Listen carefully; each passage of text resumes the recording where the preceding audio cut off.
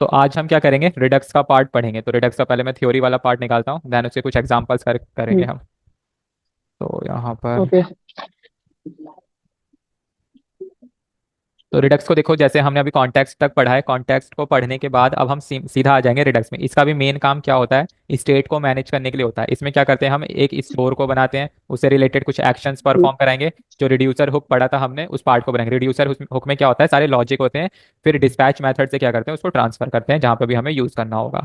ठीक है, जब भी आप रिडक्स ओके। को, हाँ, रिडक्स को यूज करो तो एक कमांड चलानी होती है। एक हमारी रिएक्ट की एक्सटर्नल लाइब्रेरी है। कॉन्टेक्स्ट तो रिएक्ट का ही पार्ट था, हम्म। लेकिन रिडक्स क्या है, एक्सटर्नल लाइब्रेरी है। ठीक है, जो कि रिएक्ट की हम्म। ही है। इसके लिए आपको एक कमांड चलानी है, npm install Redux react Redux. तो इसके लिए मैं लिखता हूँ यहाँ पे npm इंस्टॉल रिएक्ट, नहीं तो कॉपी करो इसको, कॉपी, सिंपल यहाँ पे आके पेस्ट कर दो, एंटर हिट कर दो। ठीक है, ये करने के बाद npm install react react Redux लिखने के बाद ये लाइब्रेरी इंस्टॉल होगी। इंस्टॉल होते ही बस यहाँ पे आप नोड मॉड्यूल्स में जाके देखोगे तो ये रिडक्स का एक फोल्डर बन के आ जाएगा आपके पास। रिडक्स देखो आ गया ना। रिडक्स पहले ये नहीं बना होगा जब इंस्टॉल नहीं किया होगा, हम्म। लेकिन जब करते हो तो ये आ जाता है आपके पास फोल्डर बन के। हाँ, वो रिएक्ट डॉट डोम की तरह ही है सब। हाँ, अब हम क्या करते हैं, क्रिएट करते हैं कुछ प्रोजेक्ट। तो सबसे पहला जो एग्जांपल है, वही जो मैंने कॉन्टेक्स्ट में एग्जांपल दिए थे, वही सेम एग्जांपल इसमें भी है। ठीक है, कैसे उसमें बना था कैसे इसमें हम्म। बन रहा है, इसमें थोड़ा सा डिफरेंस करने की कोशिश करना। तो वहां पे क्या करते थे, हम हम्म। कॉन्टेक्स्ट को क्रिएट करते थे। यहाँ पे हम क्या करेंगे, स्टोर को क्रिएट करेंगे। सबसे पहला स्टेप क्या है, सेटअप रिडक्स स्टोर। ठीक है, तो वो क्रिएट करते हैं हम। तो अब इसके लिए मैं यहाँ पे क्या काम करता हूँ, एक ये फोल्डर तो पहले डिलीट कर रहा हूँ, कॉन्टेक्स्ट वाला कंपोनेंट का रहेगा। एक फोल्डर और क्रिएट कर लेता हूँ जिसका नाम है स्टोर। अब ये स्टोर भी कंपोनेंट के अंदर ही आ गया क्या, नहीं, ठीक है। ठीक है, स्टोर मैंने क्रिएट किया। अब इसके अंदर एक फाइल क्रिएट करूंगा जिसका नाम है स्टोर.js, स्टोर.js। ठीक है, इतना करने के बाद आपको इसका स्टोर क्रिएट करना है। कैसे क्रिएट करोगे, ऐसे कुछ आपको लिखना है कॉन्स्ट। ठीक है, फिर यहाँ पे रूट रिड्यूसर लिखना होता है, रूट रिड्यूसर। ठीक है, रूट रिड्यूसर लिखने के बाद इक्वल टू में कंबाइन रिड्यूसर एक इनबिल्ट कीवर्ड है, कंबाइन। कंबाइन रिड्यूसर, देखो कंबाइन रिड्यूसर किस में से आ रहा है, रिडक्स में से आ रहा है। आप इसकी पूरी थ्योरी वगैरह सब कुछ यहाँ से पढ़ सकते हो। फिर एंटर हिट करूंगा तो देखो ये अपने आप इंपोर्ट भी हो जाएगा। कहाँ से इंपोर्ट हुआ है, रिडक्स में से इंपोर्ट हुआ है। इसके बाद जैसे हम वहाँ पे क्या करते थे, इनिशियलाइज करते थे ना कॉन्स्ट में, फिर क्रिएट कॉन्टेक्स्ट करके रीनेम देके, यहाँ पे हम स्टोर क्रिएट करते हैं। यहाँ पे की वैल्यू पेयर का फॉर्म करते हैं। जो हम प्रोवाइडर बनाएंगे उसकी की और उस प्रोवाइडर का नेम लिखेंगे, लेकिन अभी किया नहीं है तो अभी यहाँ पे मैं इसको ब्लैंक छोड़ रहा हूँ।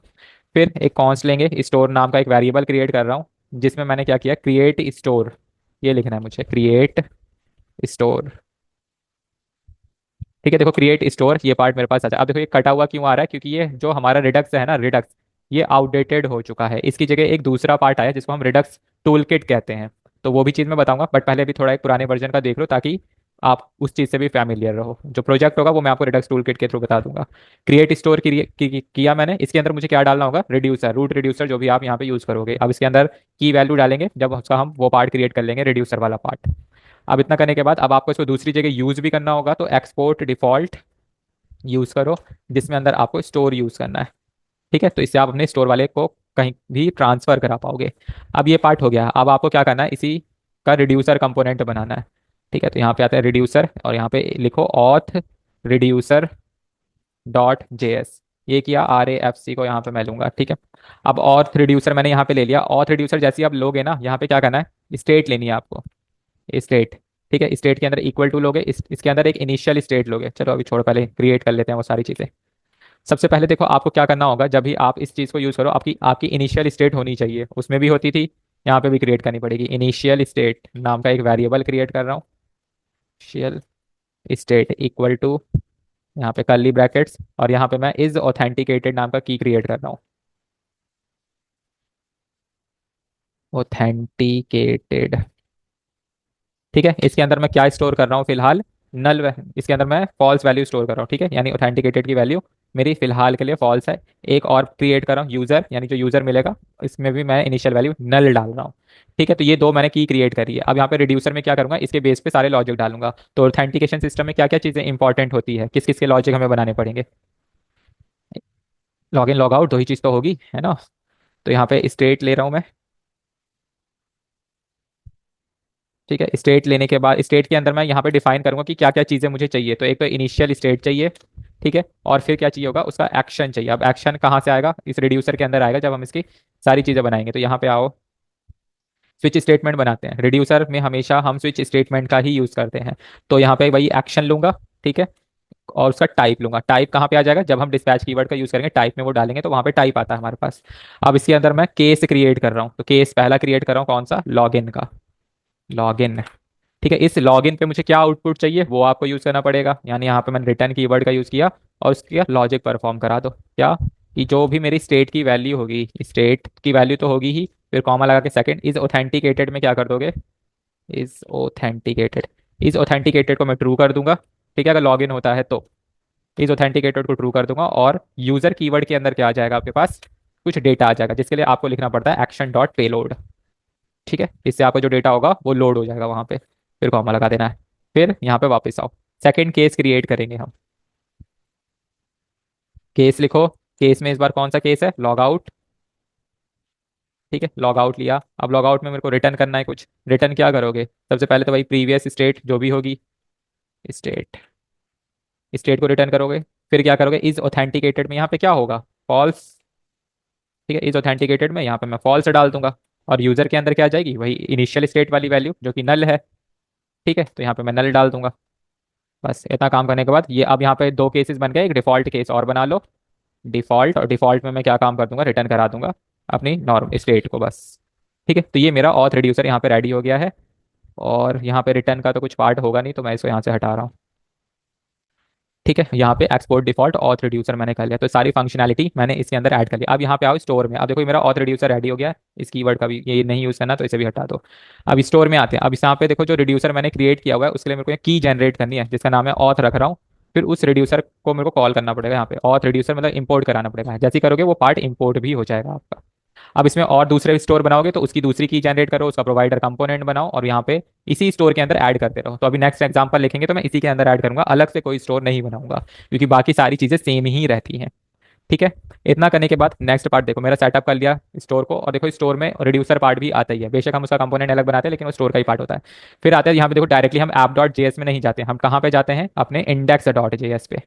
अब यहाँ पे देखो स्ट्रिक्ट मोड ये सब लगा हुआ है, इसको हटाओ यहाँ से, ठीक है। यहाँ पे ये हटा दिया। इसके अंदर मुझे क्या लिखना है, प्रोवाइडर, ये फिक्स रहेगा जब भी आप रिडक्स का यूज करो, सिर्फ प्रोवाइडर ही डलता है क्योंकि प्रोवाइडर क्या है, रिडक्स, रिएक्ट रिडक्स का पार्ट है। फिर इसके अंदर क्या क्या चीजें आपको यूज करनी है वो आपको यहाँ पे डिफाइन करना पड़ेगा, क्या यूज कर रहे हो, सब कुछ स्टोरी तो यूज कर रहे हो, स्टोर एट्रीब्यूट लेके इसके अंदर स्टोर की सारी फंक्शनैलिटी डाल दो और वो भी आपका स्टोर और स्टोर जेएस से आ जाएगा, ठीक है। बस इतना करना, ये हर एक जब भी चीज बनाओगे तो फिक्स ही रहेगा, यहाँ पे स्टोरी रहता है, स्टोर रहता है, प्रोवाइडर प्रोवाइडर ही रहेगा। बस इतना करने के बाद इंडेक्स को आप चाहो तो क्लोज भी कर सकते हो, इसकी वर्किंग नहीं है अब। फिर इतना करने के बाद आपको मैंने यहाँ पे बताया था कि एक्शन से क्रिएट करने होते हैं स्टार्टिंग में। देखो यहाँ पे स्टोर, फिर एक्शंस और उसके रिड्यूसर्स को क्रिएट करना होता है। तो इंडेक्स डॉट जीएस तक अब क्या करेंगे, जो भी एक्शंस होंगे उसमें सारे लॉजिक जो हमने रिड्यूसर पार्ट में क्रिएट करे हैं डिस्पैच कराएंगे। तो एक एक्शन डॉट जेएस की फाइल में क्रिएट कर रहा हूँ इसी के अंदर, action, action dot JS, R A F C को ले रहा हूँ, ठीक है। इतना करने के बाद इसके अंदर पूरा लॉजिक लिखते हैं, जैसे कि यहाँ पे कंपोनेंट तो यूज करना ही नहीं है मुझे, क्या करना है, अपने सारे लॉजिक यूज करने पड़ेंगे। कैसा है, कॉन्स्ट लॉगिन का पार्ट है, ठीक है। लॉगिन के लिए मैं एक फंक्शन बना रहा हूँ लॉगिन, फिर एरो फंक्शन लूंगा, इसके अंदर मेरे को यूजर का डेटा चाहिए, ठीक है। एरो फंक्शन के थ्रू ऐसे कर लेंगे। यहाँ पे मैं क्या करूँगा, रिटर्न कराऊंगा कुछ, रिटर्न कीवर्ड का यूज करके। कि टाइप कौन सा लूंगा मैं यहाँ पे, टाइप मेरा कौन सा है, पहला लॉगिन वाला, ये वाला लॉगिन वाला टाइप है। इसके अंदर मैं क्या कर रहा हूँ, पेलोड को, पेलोड के अंदर यूजर के डेटा को डाल रहा हूँ, बस ऐसे मैं यहाँ पे कर दूंगा। फिर आते हैं ये, अब देखो मेरे को इसको एक्सपोर्ट भी करना पड़ेगा तो यहाँ पे मैं, मतलब इंपोर्ट करना पड़ेगा तो एक्सपोर्ट कीवर्ड को यहाँ पे यूज कर लूंगा। फिर आते हैं नीचे वाला पार्ट, फिर लॉग आउट का पार्ट बनाता हूँ, कॉन्स्ट लॉग आउट, ठीक है, equal to arrow function create करेंगे, ठीक है।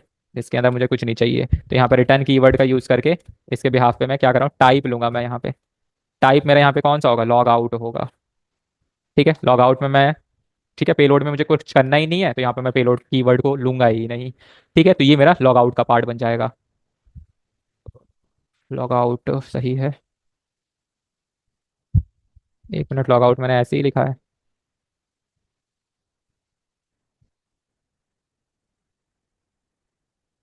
अच्छा हाँ, देखो मैंने ये कर लिया। अब मेरे को यहाँ पे इसको एक्सपोर्ट भी करना है, एक्सपोर्ट कीवर्ड का मैं यहाँ पे यूज कर लूंगा, ठीक है, क्योंकि इसको मेरे को दूसरी जगह इंपोर्ट भी करना होगा इसलिए मैं एक्सपोर्ट का यूज करूंगा। यहाँ पे ऐप डॉट जेएस में आते हैं।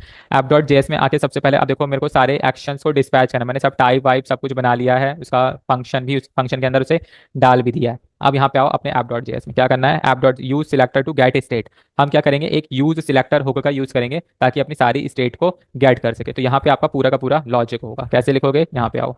जैसे कि यहाँ पे मैंने सबसे पहले इसके अंदर आ जाओ, कॉन्स्ट लेना है और यहाँ पे डिस्पैच बोलो। ठीक है, डिस्पैच को मैं ले रहा हूँ और यहाँ पे यूज डिस्पैच को यूज कर रहा हूँ। ठीक है, ताकि मैं अपने डिस्पैच फंक्शनैलिटी को यूज कर पाऊँ। फिर कॉन्स्ट लूंगा, यहाँ पे मैं डीस्ट्रक्चरिंग का यूज कर रहा हूँ, तो इज ऑथेंटिकेटेड। ठीक है, ये वाला पार्ट, कॉमा यहाँ से यूजर, ये वाला पार्ट मैं यूज करूंगा कहाँ से, equal to use selector hook से। ठीक है, यूज सिलेक्टर के अंदर मैं क्या करूंगा, एक एरो फंक्शन बनाऊंगा जिसमें मैं स्टेट को क्या करूंगा, अपडेट करूंगा। कैसे, स्टेट डॉट ऑथ से। ठीक है, यानी ऑथेंटिकेशन में जो स्टेट मिलेगी वो मैं यहाँ से अपडेट करूंगा। अब इतना काम करने के बाद यहाँ पे मैं एक फंक्शन और क्रिएट कर रहा हूँ,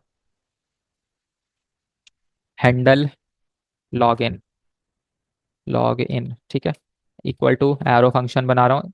ठीक है, और यहाँ पे मैं क्या कर रहा हूँ, कॉन्स्ट यूजर डेटा। ठीक है, जो भी यूजर का डेटा होगा उसके अंदर मैं ये वाली वैल्यू स्टोर करा रहा हूँ, यानी नेम के अंदर क्या आ जाएगा, कुछ भी, जैसे मैं जॉन डो ले लिया। ठीक है, फिर कॉमा लेता हूँ, फिर यहाँ पे ईमेल को ले रहा हूँ, ईमेल के अंदर मैं क्या डाल देता हूँ, कुछ भी डाल दो, john.do@gmail.com। ठीक है, ये मैंने कुछ चीज़ें यहाँ पे ले ली।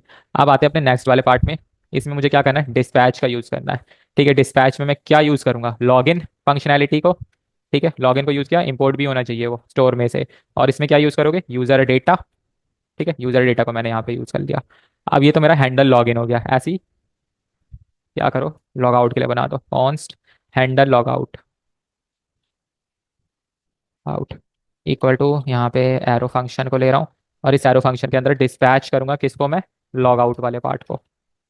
ठीक है, लॉग आउट में मेरे को कुछ नहीं चाहिए, इसलिए एम्प्टी रखूंगा मैं इसको। ये मेरा हो गया पूरी फंक्शनैलिटी। HTML को क्रिएट करते हैं। एक हेडिंग क्रिएट कर रहा हूँ H1, जिसमें मैं लिख रहा हूँ रिएक्ट रिडक्स ऑथेंटिकेशन टिकेशन। अब देखो यहाँ पे क्या आ रहा है, is authenticate is assigned but never used user और handle login handle log out. ठीक है, अब यहाँ पे मैं क्या काम करूंगा, लूप ये लगा रहा हूँ कि अगर मेरा इज ऑथेंटिकेटेड होता है तब मैं क्या काम कर दूंगा, अपनी ट्रू स्टेटमेंट में ये शो कराऊंगा। ठीक है, एक डिव ले लेता हूँ और डिव के अंदर मैं एक H2 हेडिंग ले रहा हूँ। H2 में मैं लिख रहा हूँ यहाँ पे वेलकम, कॉमा, और फिर उसके अंदर यूजर लूंगा और उसके नेम की वैल्यू लूंगा, क्योंकि यहाँ पे मैंने क्या है, एक ऑब्जेक्ट क्रिएट किया हुआ है तो नेम मेरे को यहाँ से मिल जाएगा। ठीक है, यूजर डॉट नेम मिल जाएगा। फिर इसका एक बटन क्रिएट करो, बटन में मैं क्या करूंगा, ऑन क्लिक इवेंट को ऐड करूंगा, ऑन क्लिक के अंदर मैं क्या करूंगा, हैंडल लॉग आउट डाल दूंगा। हैंडल लॉग आउट के लिए मैं लॉग आउट लिख दूंगा। ठीक है, यानी यूजर का नेम डिस्प्ले होगा तो नीचे लॉग आउट का ही बटन आना चाहिए। अब फिर ये मेरी ट्रू स्टेटमेंट हो गई। फॉल्स स्टेटमेंट के लिए अंदर क्या डालोगे, ये वाला पार्ट। आप यहाँ पे H2 ले लो ऐसे। ठीक है, H2 के अंदर मैं लिख देता हूँ प्लीज लॉग इन। ठीक है, और क्या कर सकते हो आप, एक बटन बनाओ। यहाँ पे मैंने हैंडल लॉग आउट, हाँ ठीक है। ऐसा एरर क्यों शो कर रहा है। ठीक है, एक बटन बनाया जिसको मैं क्लोज कर रहा हूँ, जिसमें मैं ऑन क्लिक इवेंट को ऐड कर रहा हूँ और यहाँ पे मैंने हैंडल लॉगिन का पार्ट दे दिया। अब यहाँ पे कुछ प्रॉब्लम आ गई है।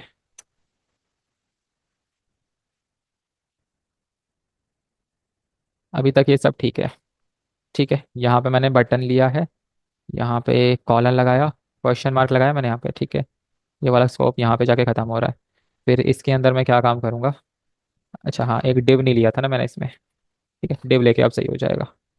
अब बनाओ, यहाँ पे H2 हेडिंग ले रहा हूँ और इस हेडिंग को मैं क्या करूँगा, ये पार्ट में लिख रहा हूँ प्लीज लॉग इन। और यहाँ पे बटन बनाओ, बटन के अंदर on click event, on click के अंदर हैंडल लॉगिन, और हैंडल लॉगिन में यहाँ पे मैं लॉगिन लिख देता हूँ, लॉग इन।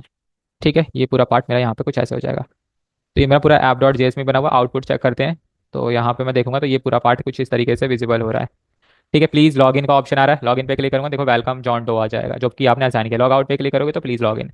तो ये हमारा, अब यहाँ पे देखो ये ठीक है, वो तो पता है आपको कि आउटपुट कैसे आना था, लेकिन जो फंक्शनैलिटी है वो क्या है, किस हिसाब से बनी हुई है, रिडक्स के हिसाब से बनी हुई है। तो कुछ मतलब क्लियर हुआ कि क्या चीज़ ईजी है, ये ज़्यादा ईजी लगा कि वो पार्ट ज़्यादा ईजी लगा। यही वाला इजी रिडक्स वाला पार्ट। है ना, ये थोड़ा सा इजी लग रहा है क्योंकि यहाँ पे सिर्फ स्टोर को हाँ, डेवलप करो और फिर उसका जो भी, स्टोरी रिडक्स हाँ, वाला हो जाएगा। रिड्यूसर यूज कर लोगे तो ये सारी चीज़ें इजी कर देता है, क्योंकि यहाँ पे कौन क्या कहते हैं, लॉजिक क्रिएट करना इजी है स्विच केस की हेल्प से। फिर यहाँ पे बस वही अपने ऐप डॉट जेएस में पूरा लॉजिक लिख दो, या तो किसी कंपोनेंट में क्रिएट करके यहाँ पे कॉल कर दो तो भी आउटपुट आ जाएगा। ठीक है, तो ये था हमारा फर्स्ट एग्जाम्पल। नेक्स्ट एग्जाम्पल को और लेते हैं तो शायद से और चीज़ें क्लियर हो जाएंगी। तो नेक्स्ट एग्जांपल हमारा थीम स्विचर का है, जो कि हमारा वही नेक्स्ट एग्जांपल पहले भी था। तो अब थीम स्विचर के लिए क्या करते हैं वो देखो। तो सबसे पहले आप देखो स्टोर में ही आएंगे, स्टोर से पहले मैं क्या करूंगा, इसका रिड्यूसर पार्ट बनाऊंगा। तो स्टोर में आ रहा हूँ, यहाँ पे मैं क्रिएट कर रहा हूँ theme reducer dot JS, enter hit किया। अब थीम रिड्यूसर या आर ए एफ सी को यहाँ पे मैं ले रहा हूँ, यहाँ पे मुझे क्या चाहिए, ये वाली स्टेटमेंट नहीं चाहिए। ठीक है, सबसे पहले तो मैं अपनी इनिशियल स्टेट बनाऊंगा, देखो वही स्टेप फॉलो होगा, जस्ट स्टेप को याद करना।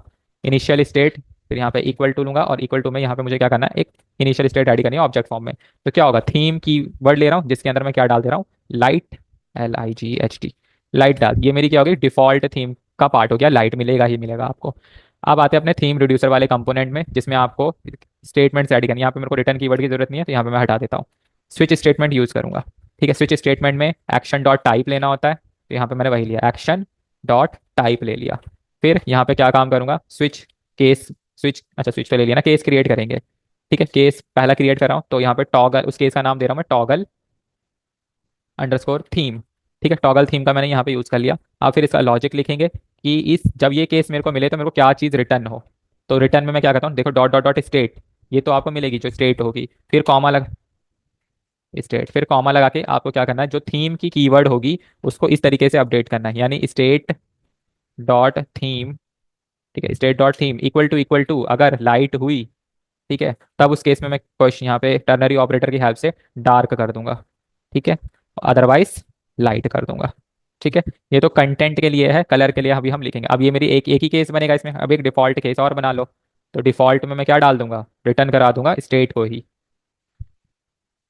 ठीक है, तो ये मेरी डिफॉल्ट स्टेट का पार्ट बन जाएगा।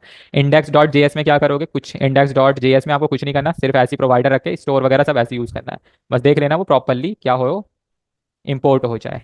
ठीक है, तो स्टोर हमेशा ऐसे ही फिक्स रहने वाला है। नेक्स्ट पार्ट पे आएंगे, नेक्स्ट में एक्शंस क्रिएट करनी होती है। तो एक्शन थियरी मेरी, इसमें देखो लॉग इन लॉग आउट दो एक्शन क्रिएट करे हुए हैं, क्या मैं अपना थीम का पार्ट इसमें नहीं क्रिएट कर सकता, कर सकते हो। क्या लिखना है, लिखो कॉन्स्ट टॉगल थीम का फंक्शन क्रिएट कर रहा हूँ मैं यहाँ पे, टॉगल थीम इक्वल टू, जिसमें मैं एक एरो फंक्शन क्रिएट कर रहा हूँ। ठीक है, और इसमें मैं रिटर्न करा रहा हूँ टाइप, रिटर्न टाइप। टाइप में आपका क्या होना चाहिए, यहाँ पे टॉगल थीम जो आपने वहाँ पे क्रिएट करी हुई है, टॉगल अंडरस्कोर थीम। ठीक है, ये चेक कर लेना कि आपका करेक्ट हो। ठीक है, टॉगल थीम, एक काम करता हूँ कॉपी पेस्ट ही कर लेता हूँ। ठीक है, ये मेरी स्टेट बन जाएगी टॉगल थीम। अब यहाँ पे बस ये मेरा यहाँ पे टाइप मैंने क्रिएट कर दिया, आपका एक्शन पार्ट क्रिएट कंप्लीट। यहाँ पे बस एक्सपोर्ट और लगा लो ताकि इसको यूज कर सको दूसरी जगह, एक्सपोर्ट। ठीक है, ये भी पार्ट आपका कवर अप हो गया। उसके बाद ये मेरा एक्शन भी क्रिएट हो गया। ऐप डॉट जेएस में आते हैं, यहाँ पे ऐप डॉट जेएस में इसके नीचे एक HR ले रहा हूँ मैं। अब देखो ये HR तो ले लिया, यहाँ पे भी थोड़ा सा आ जाओ, कमेंट पास कर देता हूँ। थीम, थीम का फंक्शन, थीम फंक्शनैलिटी यहाँ पे लिख रहा हूँ मैं, functionality.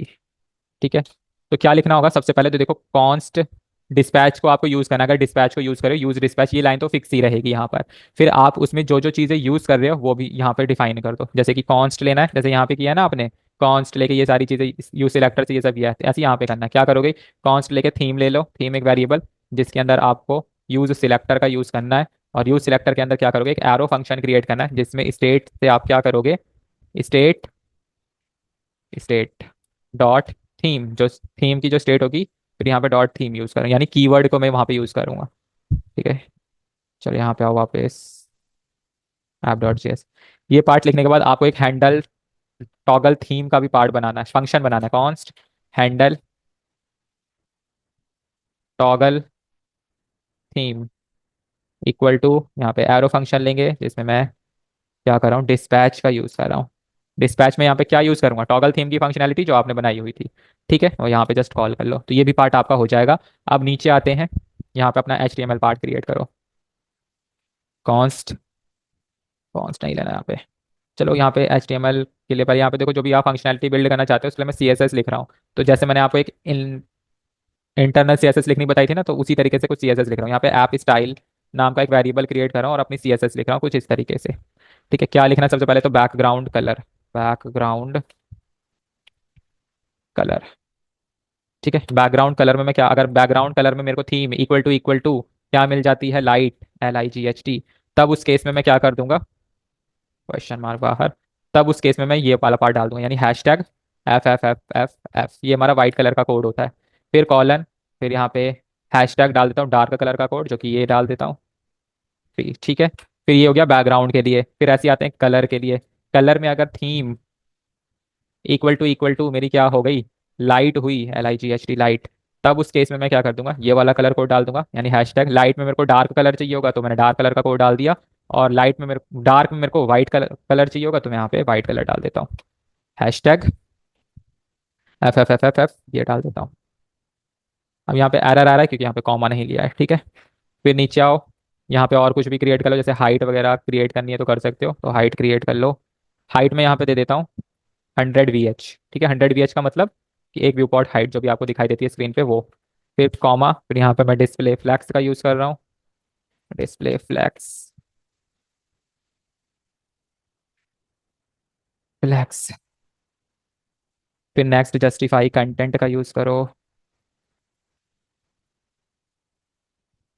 Justify content center, SECNTR center. फिर comma, align items, align item center. फिर कॉमा, और फिर फ्लैक्स डायरेक्शन, कॉलम। ठीक है, ये मैंने CSS लिख दी, जो भी हम कोड अप्लाई करेंगे वो। अब यहाँ पे आओ, लिखो div, और उसके अंदर स्टाइल एट्रीब्यूट का यूज करके क्या डालना होता है, ऐप स्टाइल, तो ये सारी CSS अप्लाई हो जाएगी उसमें। ठीक है, और फिर यहाँ पे आके एक H1 बटन लो, जिसमें मैं क्या H1 टैग लेके, जिसमें थीम, यानी जो मेरे को स्टेट मिलती है लाइट और डार्क, वो थीम के स्टेट से मिलेगी ना, तो थीम मैंने यहाँ पे इंक्लूड कर दिया। ठीक है, थीम, और यहाँ पे तो बस यहाँ पे देखो थीम का जो पहला करेक्टर है उसको मैं चेंज करना, यानी कैपिटल करना चाहता हूँ। जैसे कि यहाँ पर थीम रिड्यूसर में जाएंगे, store.js, देखो यहाँ पे इनिशियल स्टेट में क्या आ रहा है, ये स्मॉल में आ रहा है। अगर आप इसे क्या करना चाहते हो, पहले लेटर को कैपिटल करना चाहते हो, तो कुछ इस तरीके का कोड भी लिख सकते हो, जो मैंने आपको जावास्क्रिप्ट में बताया था, कैरेट, यानी करेक्टर एट जीरो, यानी जीरो इंडेक्स, उसको उसको टारगेट करेगा। फिर उसको किस में कर दूंगा, to upper case, to upper case में कन्वर्ट कर दूंगा। ठीक है, फिर प्लस, यानी कॉन्कैटिनेट कर रहा हूँ मैं थीम। ठीक है, जो आपको मतलब फिर से पार्ट मिलेगा, डॉट स्लाइस, स्लाइस कहाँ से कर रहा हूँ मैं, 1 से, यानी वो पहले लेटर को छोड़ के बाकी सारे यहाँ पे पार्ट को प्रिंट करा देगा, तो आपका पहला लेटर कैपिटल रहेगा, बाकी सब ऐसे हो जाएंगे। और यहाँ पे मैं क्या कर देता हूँ, ये तो मेरा लाइट और डार्क में आएगा, फिर यहाँ पे मैं थीम लिख देता हूँ, बस थीम मेरा फिक्स रहेगा दोनों में, लाइट थीम डार्क थीम ऐसे लिखा हुआ आ जाएगा। ठीक है, तो ये मैंने जस्ट ऐसे एक हेडिंग डायनेमिक कर दी। फिर इसके नीचे एक बटन बना रहा हूँ मैं, बटन में ऑन क्लिक को ऐड कर रहा हूँ। ऑन क्लिक के अंदर मैंने यहाँ पे हैंडल टॉगल थीम वाला पार्ट बना दिया, और इसमें मैं लिख रहा हूँ स्विच टू, स्विच टू। अब यहाँ पे स्विच टू में जो भी आपको थीम मिलेगी, अगर वो इक्वल टू लाइट मिलती है, LIGHT लाइट मिलेगी, तो आप वहाँ पे क्या कर दोगे, मैं यहाँ में कंटेंट चेंज करा रही हूँ, डार्क। ठीक है, अदरवाइज लाइट।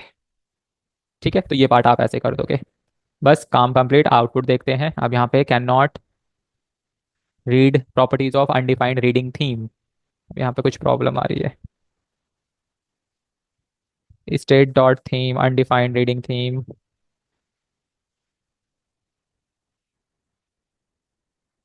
कैरेट,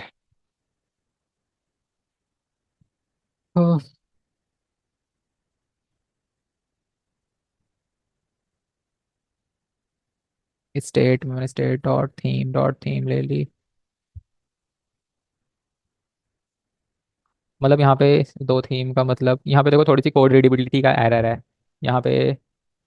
एक मिनट, जो ये मेरी इनिशियल स्टेट की थीम है, एक तो ये तो कीवर्ड हो गई, और फिर यहाँ पे जो टाइप होगा थीम का, स्टेट जो होता है ना, उसको यहाँ पे मैं ले रहा हूँ, तो स्टेट तो मेरी यही है theme.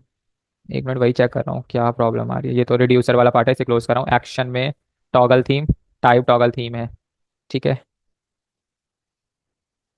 Character at theme, light, theme equal to ये सब सही है, क्या एरर आ रहा है वो देखो, can not read properties of undefined reading theme, type error, undefined, इसमें तो होगा नहीं। यानी यहाँ पर H1 के अंदर मैंने ले लिया theme dot parrot plus theme dot slice, ठीक है ये तो। फिर यहाँ पे स्विच टू थीम, ये भी ठीक है। यहाँ पे सक्सेसफुली रन हो रहा है लेकिन वो थीम को रीड नहीं कर पा रहा। तो यहाँ पर देखते हैं क्या प्रॉब्लम आ रही है। कॉन्स्ट में थीम, एक देखो ये वाला थीम होगा, ठीक है, जो कि मैं यहाँ पे यूज़ कर रहा हूँ स्टेट को चेंज करने के लिए। यहाँ पर टॉगल थीम, ये डिस्पैच कर लिया टॉगल थीम को।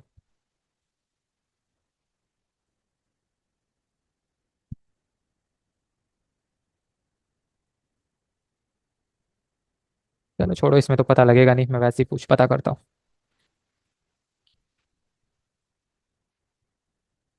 यहाँ पे एक्शन में ही आते हैं, इसको क्लोज कर रहा हूँ। एक्शन में यहाँ पे कुछ प्रॉब्लम, यहाँ पे ही प्रॉब्लम होगी। इसके अंदर थीम लेना है क्या एक्शन वाले पार्ट में? ठीक ही है। इज एक्शन डॉट टाइप, ये इज एक्शन कहाँ से आ गया? एक्शन डॉट टाइप होता है ना।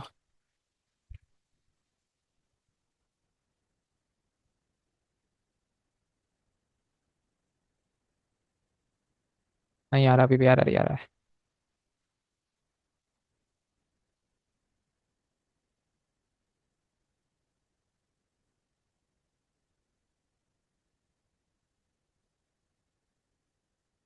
थीम में स्टेट डॉट थीम, फिर इक्वल टू ये, तो यहाँ पे सब ठीक ही है। इनिशियल स्टेट यूज नहीं हो पा रहा यहाँ पे, देखो ये वाला पार्ट इसको मिल नहीं रहा, तभी ये हाईलाइट नहीं हो रहा। ठीक है, तो अब इसको मेरे को यूज करने के लिए कुछ करना पड़ेगा। तो कहाँ पे यूज करते थे हम इनिशियल स्टेट को? अच्छा हाँ, देखो यहाँ पे मैंने जैसे पहले वाले पार्ट में दिखाता हूँ, पहले वाले रिड्यूसर में, और रिड्यूसर में देखो यहाँ पे सारी चीज़ें डिफाइन करी हुई थी ना। यहाँ पे नहीं करी है, बस यही प्रॉब्लम थी। यहाँ पे आओ, स्टेट लो, स्टेट इक्वल टू में मैं क्या कर दूंगा, एक तो इनिशियल स्टेट को यूज़ कर दूंगा, फिर कॉमा में क्या कर दूंगा, इसका एक्शन यूज़ करूंगा, तो अब ये रीड करना स्टार्ट कर देगा। ठीक है, एक बार रिफ्रेश करते हैं। अभी भी नहीं आ रहा आउटपुट। हाँ, इंस्पेक्ट करके देखते हैं। Can not read undefined reading theme, app dot JS में 21, ऐप डॉट जेएस में नहीं रीड कर पा रहा 21, ये वाला।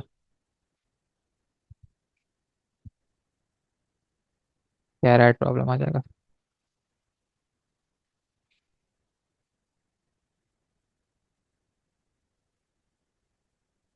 तो प्रॉब्लम तो पता लगे। अच्छा हाँ, यहाँ पे रिड्यूसर में नहीं डाला ना मैंने, स्टोर के अंदर। देखो मैंने सिर्फ यहाँ पे ऑथ रिड्यूसर बनाया हुआ है, लेकिन स्टोर में मैंने अपना थीम रिड्यूसर तो नहीं डाला ना। देखो एक तो थीम मेरे को स्टेट दिला के देता है ये वाला, ठीक है, और जो दूसरा है वो रिड्यूसर को लेगा ना। तो यहाँ पे एक थीम कीवर्ड क्रिएट कर रहा हूँ जिसके अंदर मैं थीम रिड्यूसर वाले पार्ट को डाल रहा हूँ। अब यहाँ पे एरर आ रहा है क्योंकि कॉमा नहीं लगाया है। ठीक है, अब आउटपुट चेक करूंगा तो देखो आ जाएगा। ठीक है, अब यहाँ पे कलर कोड अप्लाई नहीं हो रहा, तो कलर कोड गलत लिख दिया होगा ऐप डॉट जेएस। देखो, थीम्स कर दो इसको, और इसको मैं थीम ही रहने देता हूँ। कहाँ गए? देखते हैं ना फिर भी यहाँ पे ऐप डॉट जेएस में थीम डॉट थीम्स, ये वर्क नहीं कर रहा। थीम ऐसे नहीं होगा, अब यहाँ पे कीवर्ड खराब हो जाएगा ना। पहले यहाँ पे लाइट थीम डार्क थीम में तो कन्वर्ट हो रहा ही है, बस ब्लैक कलर अप्लाई नहीं हो रहा। हाँ,